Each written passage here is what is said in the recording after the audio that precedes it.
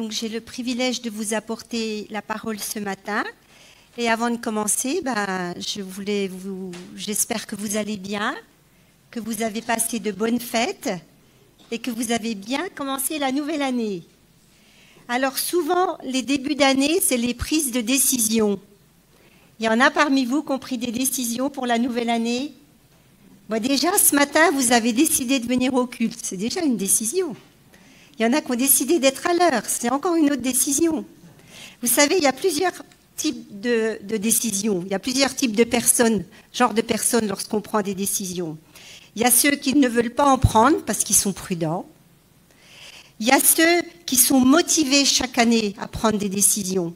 Alors, ils se décident en janvier à vraiment faire un plan de lecture et à vraiment tenir le bon cap. Est-ce qu'il y en a parmi vous qui ont commencé des plans de lecture pour la nouvelle année?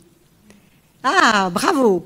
Alors attention, je vais vous dire quelque chose. Il y en a, ils commencent un plan de lecture, et puis le premier mois, c'est super, on est encouragé. Le deuxième mois, on a des fois des difficultés à tenir nos engagements, on se relâche.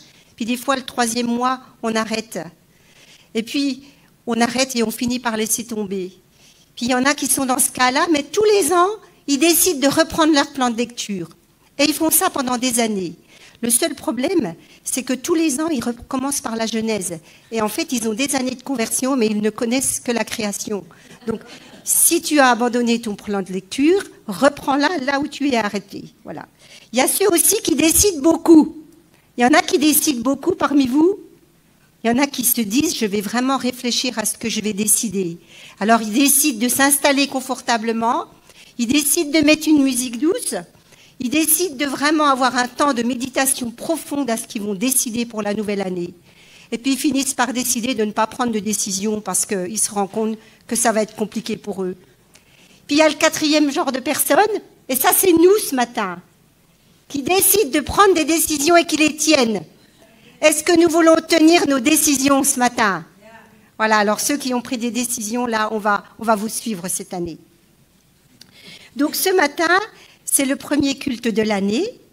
Et je voulais vous demander, quand on commence une nouvelle année, on attend peut-être quelque chose de notre Église. Est-ce que vous avez des souhaits pour cette nouvelle année? Je voulais vous demander aussi, où en est votre progression? Et comment allons-nous ensemble œuvrer pour avancer? Je vais vous apporter un nouveau défi pour cette nouvelle année. Je voudrais pour cela vous rappeler la prophétie que nous avons reçue en mars avec le prophète Dani. Il y en a parmi vous qui étaient là, mais je vois que ce matin, il y a des personnes qui n'étaient pas présentes ce jour-là. Ce jour-là, nous avons reçu une prophétie qui a été un grand encouragement pour l'Église. Nous avons reçu des paroles prophétiques et il y en a certains parmi vous qui ont reçu des paroles personnelles. Donc j'espère que ceux qui ont reçu des paroles, vous les avez gardées, vous les méditez encore et vous priez dessus. Pour l'Église, nous avons reçu la promesse d'un réveil, la promesse d'une nouvelle saison. Et dans ce message, il nous était dit que nous étions tous invités à y participer, jeunes et vieux. Vous vous souvenez de ces paroles? Nous sommes tous invités à y participer. Alors, nous avons souvenir de ces paroles. Les avons-nous gardées? Les avons-nous méditées? Et avons-nous prié dessus? Il nous a été dit aussi d'avoir des stratégies pour y arriver. Parce que si nous ne gardons pas ces paroles, si nous ne restons pas à veiller, la prophétie peut s'éteindre et ne pas se réaliser. Et ce n'est pas ce que nous voulons, je pense. Le prophète nous a parlé de stratégies à mettre en place. Vous vous rappelez de ça? Et il nous a parlé de briser des murs.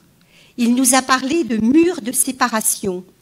Les murs qui nous séparent les uns des autres.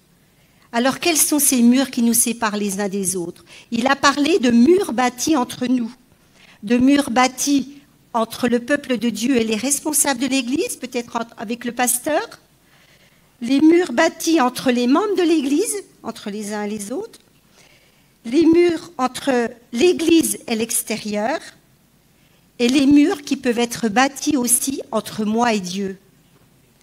Et il nous a dit que nous devions désirer une vie qui dit « je veux plus ». Alors c'est la question que je veux vous poser ce matin. Est-ce que vous voulez plus en 2025 ? Qui peut dire « je veux plus » ? Oh, c'est timide. « Je veux plus ». Bon, c'est bien, on est ensemble. Alors, pour avancer dans cette nouvelle année, nous devrons œuvrer à briser ces murs qui peut-être m'amèneront sur un chemin de renonciation. Renoncer pour rétablir une situation. J'ai eu à cœur de partager ce sujet-là avec vous ce matin, parce que lorsque nous avons eu cette prophétie en mars dernier, à chacun de nos rassemblements le mardi, nous avons commencé à méditer, nous avons eu différents messages apportés par plusieurs d'entre nous sur les murs qui pouvaient nous séparer les uns les autres. Et un jour, j'ai partagé un sujet et Fabien m'avait dit, il faudra que tu le présentes un dimanche. Donc c'est le sujet que je voulais vous apporter ce matin. Donc certains ont déjà entendu parler un peu de cela. Et le sujet que je voulais vous apporter ce matin, c'est le plan de Dieu pour chacun de nous, la réconciliation. C'est un thème qui nous concerne tous, qui pourra tous nous faire réfléchir et nous positionner aujourd'hui peut-être, nous positionner pour avancer et faire un pas de plus pour notre progression. Alors le passage que je vous invite à lire ce matin est dans 2 Corinthiens, chapitre 5, versets 17 à 20. Si quelqu'un est en Christ, il est une nouvelle créature. Les choses anciennes sont passées, et voici, toutes choses sont devenues nouvelles. Et tout cela vient de Dieu, qui nous a réconciliés avec lui par Christ, et qui nous a donné le ministère de la réconciliation. Car Dieu était en Christ, réconciliant le monde avec lui-même, en n'imputant point aux hommes leur offense, et il a mis en nous la parole de réconciliation. Nous faisons donc les fonctions d'ambassadeurs pour Christ. Comme si Dieu exhortait par nous, nous vous en supplions, au nom de Christ, soyez réconciliés avec Dieu.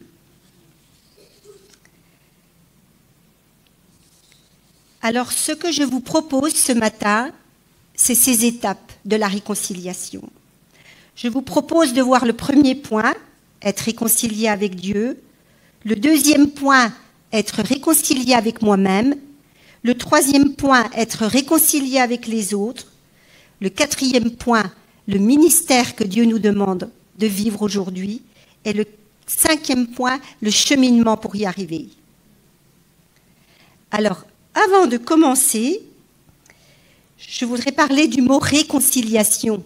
On a besoin de comprendre ce que veut dire réconciliation. Déjà, quelque chose d'étonnant, le mot réconciliation n'apparaît pas dans l'Ancien Testament. Pourtant, l'Ancien Testament nous donne des exemples de réconciliation. Moi, le premier exemple qui m'est venu, c'est Jacob et Ésaü, qui ont mis des années avant de se réconcilier. Et dans le Nouveau Testament, oh, excusez-moi, j'ai du mal avec le PowerPoint. Alors, dans le Nouveau Testament, la définition de réconciliation est calatage. Calatage, qu'est-ce que ça veut dire? C'est la réconciliation et la restauration de la faveur de Dieu pour les pécheurs qui se repentent et mettent leur confiance dans la mort expiatoire de Christ. Alors, le premier point que nous allons voir, maintenant que nous avons vu cette définition, c'est premièrement, je dois être moi-même réconcilié avec Dieu. Parce que parfois, on a été séparé de Dieu et ennemi de Dieu sans même le savoir. Le verset de Romains 5, verset 10 nous dit « Lorsque nous étions ennemis, nous avons été réconciliés avec Dieu par la mort de son Fils. À plus forte raison, étant réconciliés, serons-nous sauvés par sa vie. » Vous savez, beaucoup de chrétiens, beaucoup de gens croient que Dieu existe, mais ne comprennent pas, ne réalisent pas ou ne croient pas qu'ils sont pécheurs. Et tant que le péché demeure, il est un obstacle et c'est un mur qui me sépare de Dieu. La Bible est claire, elle nous dit que nous avons tous péché, qu'il n'y en a aucun qui fasse le bien. Elle nous dit que ce sont nos crimes qui nous séparent de lui. Nous avons eu dernièrement un message à porter sur le pardon des péchés, sur la repentance. Nous avons avancé sur ce sujet, donc je ne vais pas m'étendre dessus. Mais avant toute chose, Dieu nous appelle à la repentance. Et la décision du baptême fait aussi réfléchir là-dessus. La semaine prochaine, nous allons avoir 2 baptêmes. On se réjouit pour cela. Et ça nous fait penser à Jean-Baptiste qui a prêché le baptême de repentance, le baptême d'eau. Alors, le deuxième point que nous allons voir, c'est être réconcilié avec moi-même. Beaucoup de chrétiens se sont réconciliés avec Dieu, mais ne sont pas réconciliés avec eux-mêmes. Nous devons apprendre à être réconciliés avec nous-mêmes, c'est très important, pour vivre une vie chrétienne fructueuse et épanouie. Alors qu'entend-on par se réconcilier? C'est apprendre à s'aimer soi-même. Dans le psaume 139, il nous est dit « C'est Dieu qui m'a tissé dans le sein de ma mère. Je te loue de ce que je suis une créature si merveilleuse, et mon âme le reconnaît bien. Tes œuvres sont admirables, et mon âme le reconnaît bien. » Mais comment être réconcilié avec soi-même? C'est apprendre à toujours mieux se connaître en méditant la parole de Dieu. La parole de Dieu va me révéler qui je suis et les bonnes choses qui me concernent. La manière dont Dieu, lui, me voit et comment je dois apprendre à me regarder moi-même. Les habitudes que j'ai prises depuis mon enfance essayent de se coller à moi pour la vie, les bonnes comme les mauvaises. Alors chacun de nous, nous devons accepter nos faiblesses, accepter de ne pas être parfait, accepter aussi nos limitations. On a tous des limitations. Accepter aussi de ne pas être aimé par tout le monde. Vous savez, tout le monde, chacun de nous, on n'aura jamais d'affinité avec tout le monde. Accepter aussi notre personnalité, nos défauts physiques. Accepter aussi notre couleur de peau. Se réconcilier avec soi-même, c'est juste m'accepter tel que je suis.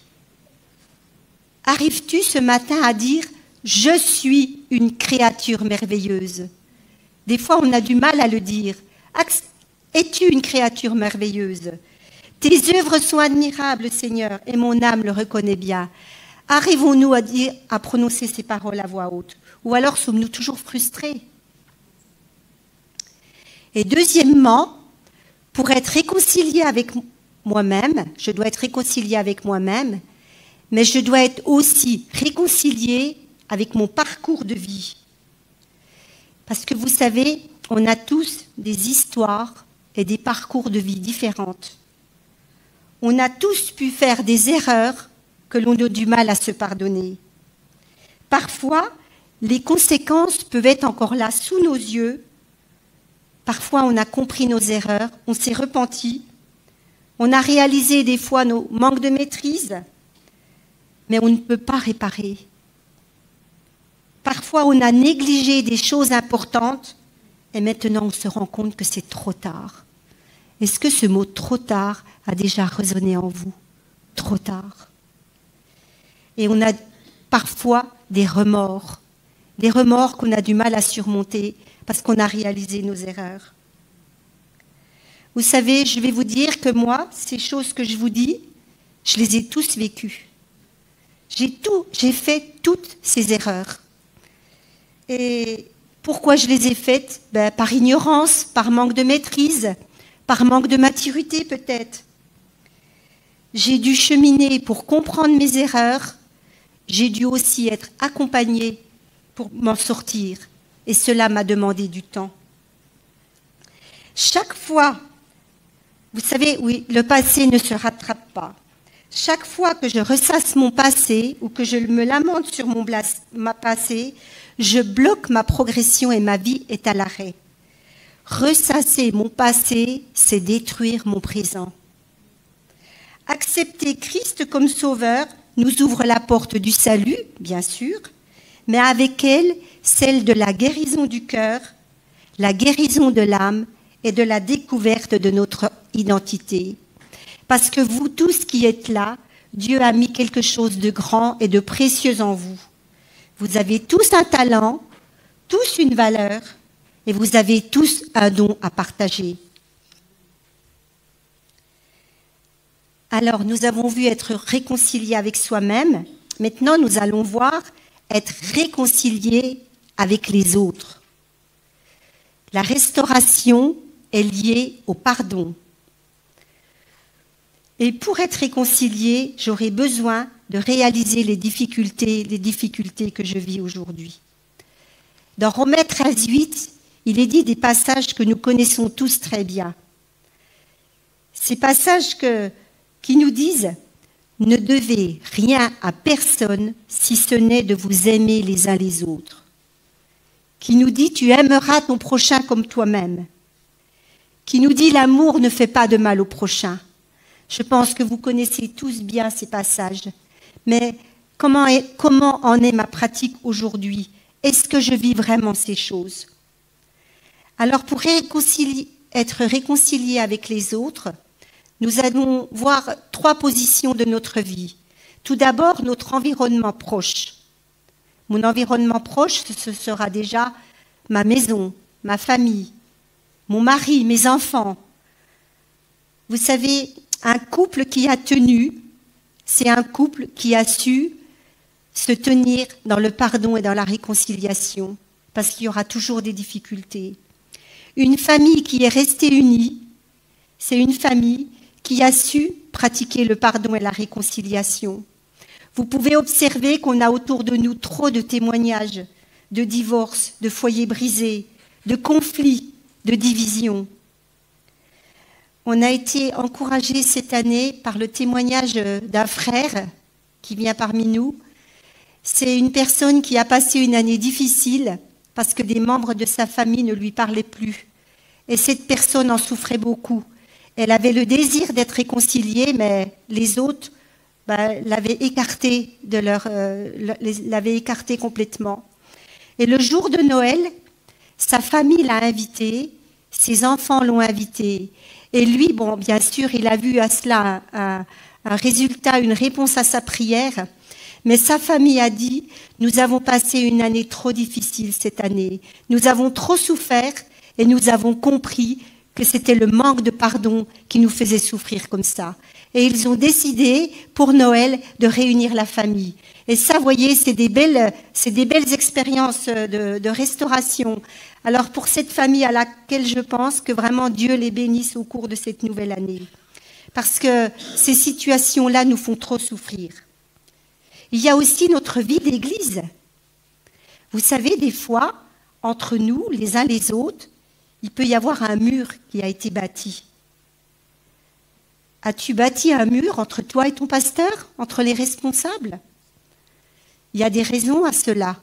Peut-être que tu manques de confiance, peut-être que tu as été déçu, peut-être que tu n'as pas envie tout simplement de mieux connaître, ou peut-être que tu as peur aussi que cela t'engage.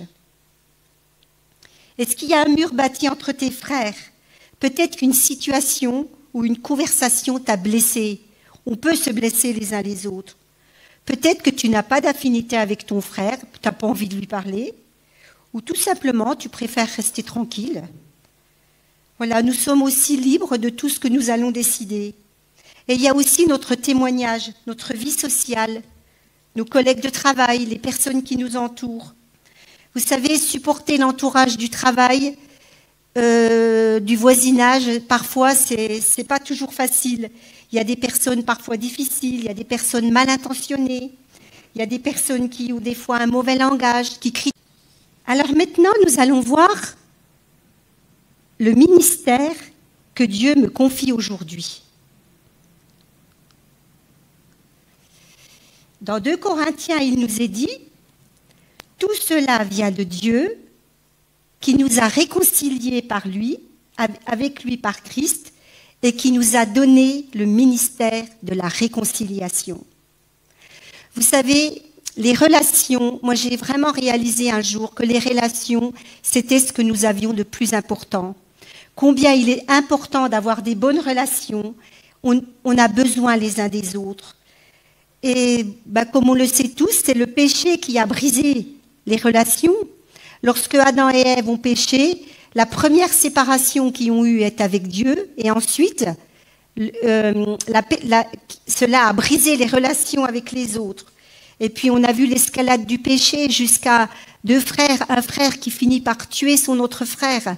En fait, on voit vraiment à quel point le péché a détruit les relations et a abîmé vraiment la vie de tous. Un jour, j'ai entendu un pasteur qui disait « La réconciliation, c'est le réveil ». Alors, est-ce qu'on veut le réveil parmi nous? Est-ce qu'on veut plus? Vous savez, la réconciliation, c'est l'unité, c'est la bénédiction. Mais alors, comment vivre et rentrer dans ce ministère? Alors, on a vu ce que signifiait le mot réconciliation. Maintenant, on va voir ce que signifie le mot ministère. Le ministère, ça vient du mot diaconat, qui veut dire service. Accomplir son ministère, c'est être au service des autres. C'est service de ceux qui répondent aux besoins des autres, service de ceux qui sont appelés par Dieu, qui proclament leur croyance parmi les hommes. Nous sommes tous appelés à servir à l'exemple de qui? À l'exemple de Christ, à l'exemple de Jésus qui a servi et qui a donné sa vie pour chacun de nous. Alors comment allons-nous vivre et rentrer dans ce ministère? Alors je voulais lire avec vous le passage de 2 Corinthiens, chapitre 10, verset 54.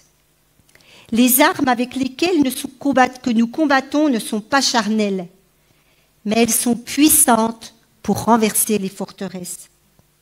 Nous renversons les raisonnements et toute hauteur qui s'élève contre la connaissance de Dieu, et nous amenons toute pensée captive à l'obéissance de Christ. Alors on a parlé de murs, et là il nous est même parlé de forteresse. Alors vous avez vu, j'ai dessiné une forteresse là. Une forteresse, c'est encore pire qu'un mur. C'est un mur qui est tout autour de nous, c'est comme une prison. Et c'est quoi en fait les forteresses que nous vivons? C'est les forteresses de nos pensées, les faux raisonnements, les mensonges que nous croyons. Alors maintenant, je vais vous demander, avec quelles armes? Les armes avec lesquelles nous combattons ne sont pas charnelles, il nous est dit.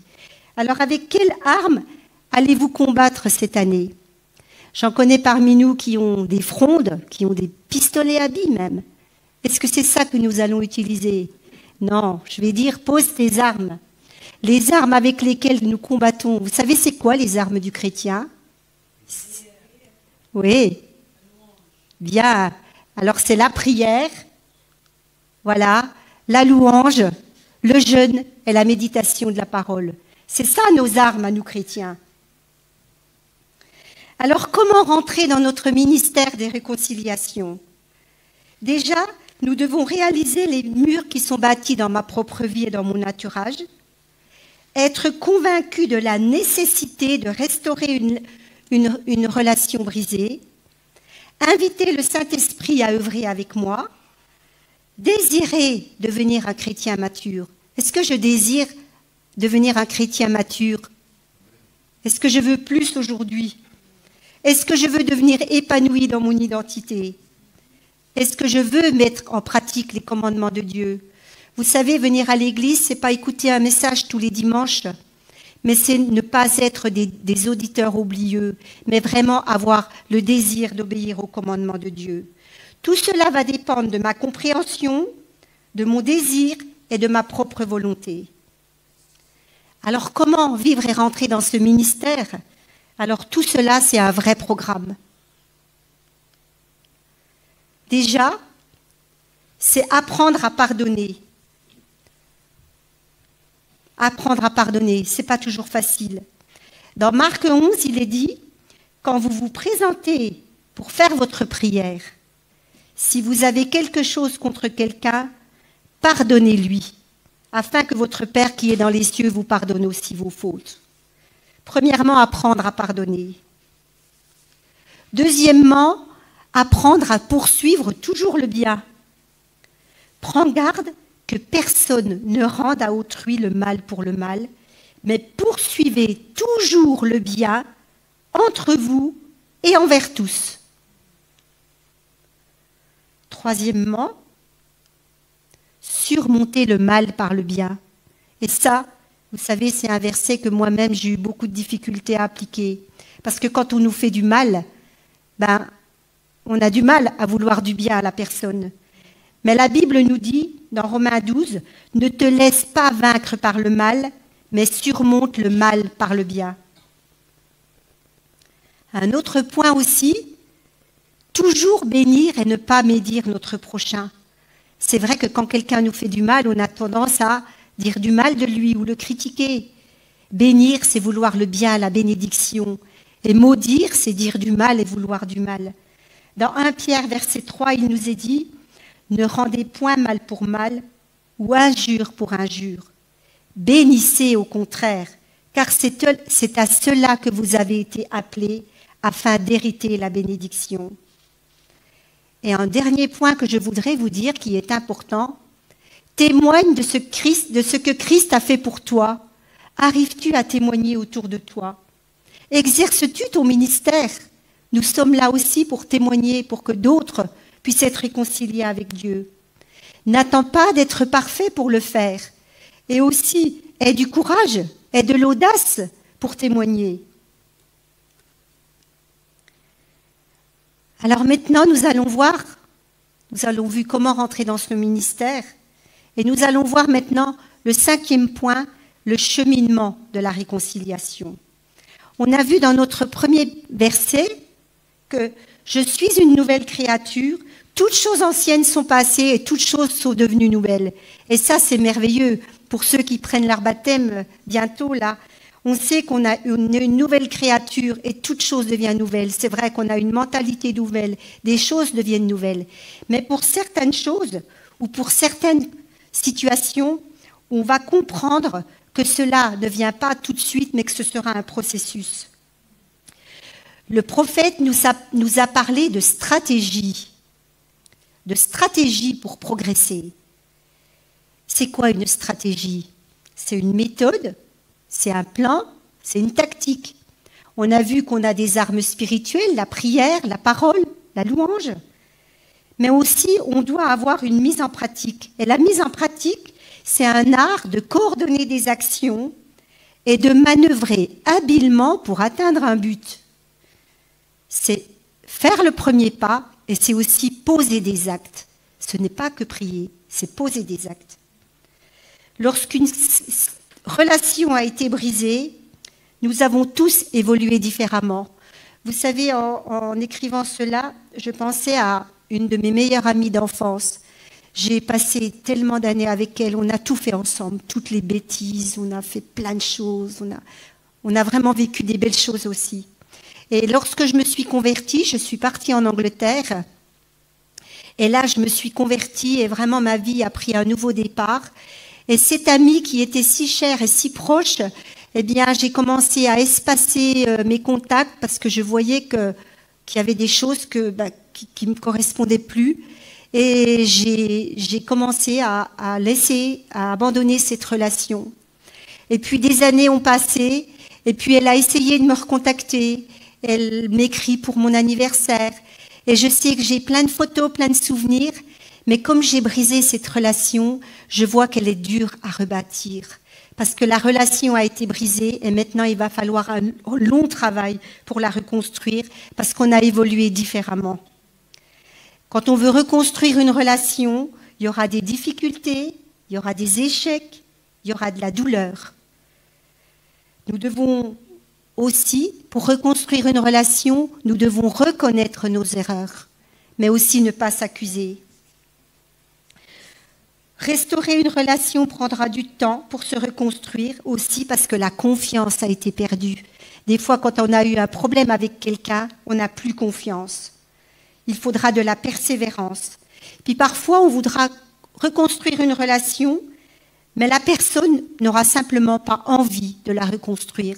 Donc dans ce cas, on devra laisser, mais continuer de prier pour la personne et la bénir. Alors nous avons vu ce cheminement de la réconciliation, nous avons vu tous les différents points.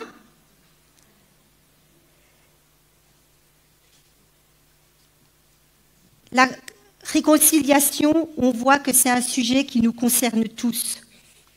La réconciliation, c'est aussi mourir à soi-même. Et la question que je peux me poser ce matin, dois-je renoncer à quelque chose pour avancer ou pour obéir à Dieu?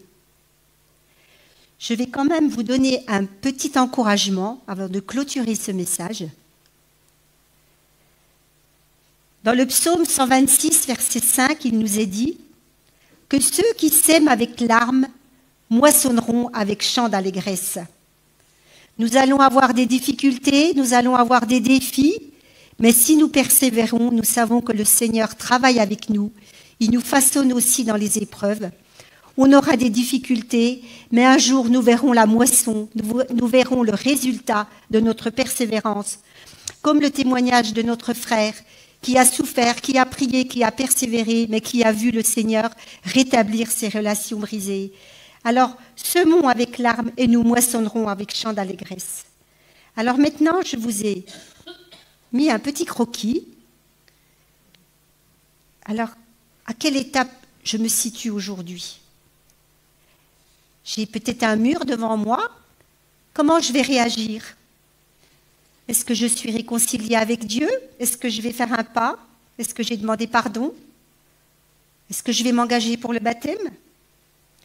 Est-ce que je suis réconciliée avec moi-même? Est-ce que je m'accepte? Est-ce que j'accepte mon histoire? As-tu fait la paix avec toi-même afin que ton passé ne détruise pas ton présent, mais aussi toute cette nouvelle année qui arrive? Vis-tu un conflit avec quelqu'un? As-tu besoin de te réconcilier? As-tu le désir de cette restauration?